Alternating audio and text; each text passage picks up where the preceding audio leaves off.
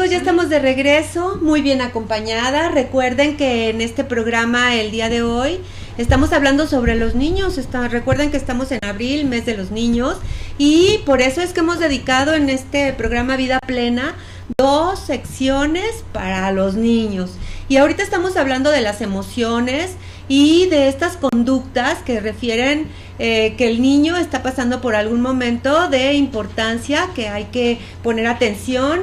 Y para eso, desde el tema psicológico, lo vamos a tratar con la psicóloga Laura Verónica Erosa. Bienvenida, Laura. Muchas gracias por estar aquí. Gracias por la invitación. Y entonces, pues a mí me gustaría comenzar. ¿Qué te parece si vamos tratando el tema desde la parte tanatológica, desde la parte psicológica, y vamos dándole la información a nuestros amigos, a nuestras amigas? Y me gustaría preguntarte, ¿cuáles son desde la visión psicológica las manifestaciones emocionales más importantes que pueden tener los niños, que hay que observar? Bueno, creo que siempre que hay un cambio, ¿no?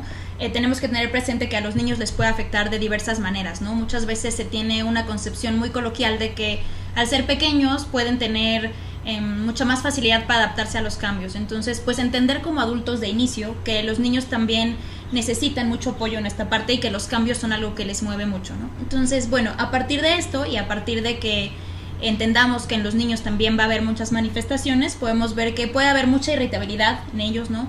Se pueden manifestar muchos berrinches, muchas situaciones de ira que antes no presentaban.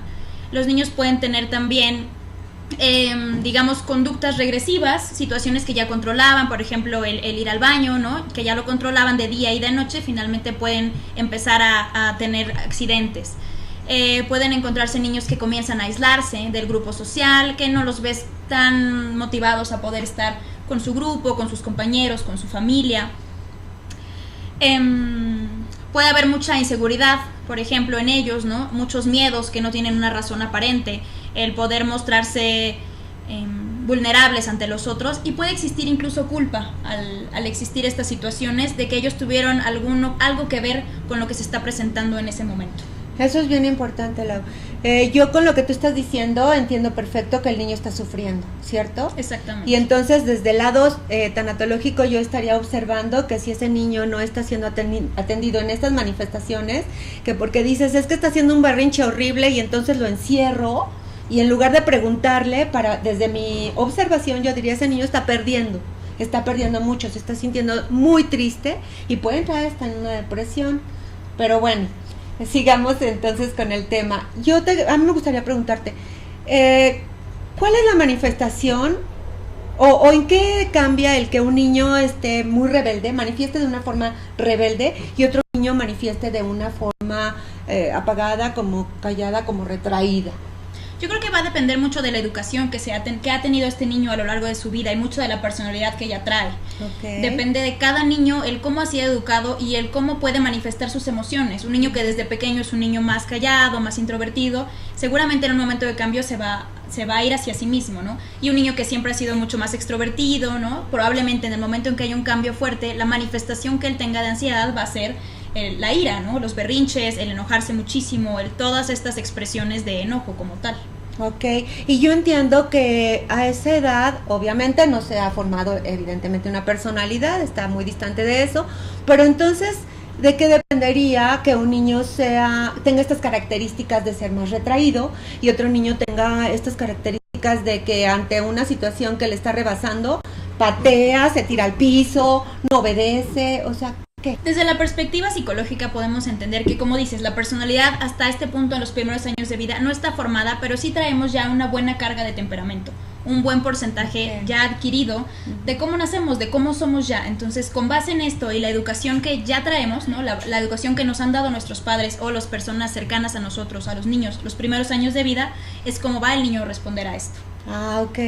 Laura, entonces yo hace un momento en la sección anterior hablaba de que es importante observar a los niños, ¿no? Para saber cómo van sus conductas, etcétera. Yo les hablaba del duelo, yo les hablaba de las pérdidas. Entonces, bueno, yo les decía que en un momento dado es muy diferente el que un niño esté siendo atendido, que sea validado, porque va a tener la posibilidad, de conversar, de ofrecerle, está sucediendo. Y hace un momento tú también lo decías, a un niño que todo el tiempo se le está quitando, que no se le pone atención, etcétera. Pero a mí me gustaría un poco ver esta parte donde los niños están, ¿cómo te das cuenta que en la escuela, por ejemplo, les está pasando algo grave? Yo creo que tenemos que tener presente siempre que cómo son nuestros niños, como dices, el observar, el poder conocer a tu hijo, el saber cómo es una conducta que para él es normal, porque finalmente puede ser un niño retraído, pero toda su vida ha sido así, ¿no? Siempre ha sido un niño que a lo mejor le cuesta un poquito de trabajo llegar a establecer relaciones con otros, ¿no? Entonces, de inicio, pues tenemos que conocer a nuestro niño, tenemos que observarlo, ¿no? Retomando el punto que tomabas tú en la sección anterior, tenemos que escuchar y ver cómo es, ¿no? Entonces, al saber nosotros qué podemos esperar de nuestro hijo o del niño que tenemos cerca, a partir de eso podemos ver que cualquier cambio que esté presentando va a ser un cambio que se debe a alguna situación emocional.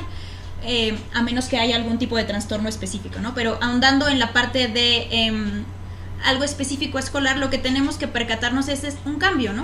Un cambio que pueda haber que esté manifestando esta ansiedad, que puede ser que lo veas triste, que no quiere ir a la escuela, ¿no? Que le duele el estómago, que tenga manifestaciones físicas también, que empieces a ver en él conductas que se salen del rango de lo que tú esperas para él.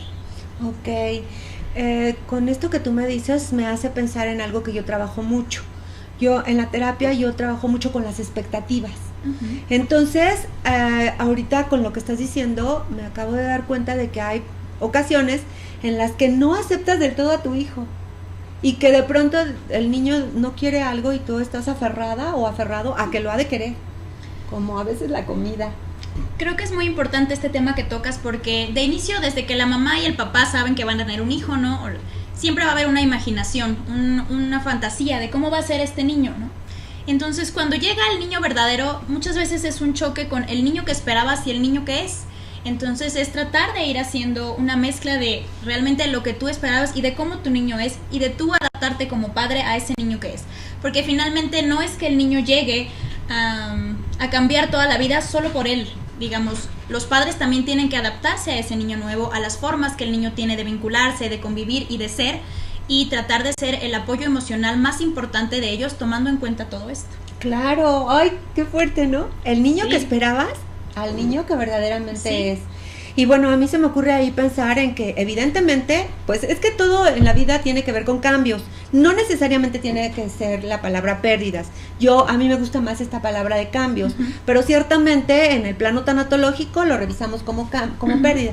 Entonces, como pareja, están perdiendo esta posibilidad del romance. Primero es así como muy intenso y muy interesante, el que van a tener a un bebé y que van a cuidarlo y bla, bla, bla. Pero cuando ya está el bebé, y el bebé no es justo lo que tú creías que sería, calladito, claro. Llora en las noches y no te deja dormir y la vida se te complica, etcétera. Pero no solo eso, sino que además, lo que dijiste hace rato, el niño que es, tú a lo mejor dices, es que mi hijo va a ser un campeón y va a ser el más sociable y de pronto tienes a un niño que en primera no está de un tamaño tan alto. Y entonces, aparte es chiquito, es calladito o es calladita y ya te empieza a generar angustia. Entonces yo diría que pierdes un poco primero, esta posibilidad de tener tu espacio de pareja romántica y te vas a la parte de padre. Entonces, cuando estás como padre, tienes la oportunidad de ser el mejor si tú quieres, pero evidentemente tiene que haber un cambio, un paso, un camino, ¿no? Y necesitas ser tolerante con ese cambio, con esa nueva vida que tienes ahora de padre. Justamente lo que tocas es bastante importante porque es justo esto, ¿no? No naces sabiendo ser padre, ¿no? Y eso llega en el momento en que llega el niño. Entonces, tienes que convertirte en ese pilar emocional del niño, aun cuando tú como padre tengas muchas situaciones emocionales que estés viviendo, ya sea el que tienes que adaptarte a la vida en pareja con un niño, ya sea esta parte, ¿no? El conocer a tu hijo, el que a lo mejor no sea como tú esperabas en un inicio, el ver cómo es tu hijo y es adaptarte emocionalmente a ello y al mismo tiempo comenzar a hacer desde el momento del nacimiento de tu hijo y en los primeros años, siempre toda la vida, pero primordialmente en los primeros años de vida, el ser pilar emocional. Ay, sí, está buenísimo el tema. No se vayan, vamos a ir a un pero antes del corte, por favor, ¿dónde te localizan? Claro. Bueno, les doy, mi nombre es Laura Erosa, mi celular es el 55 29 42 48 27.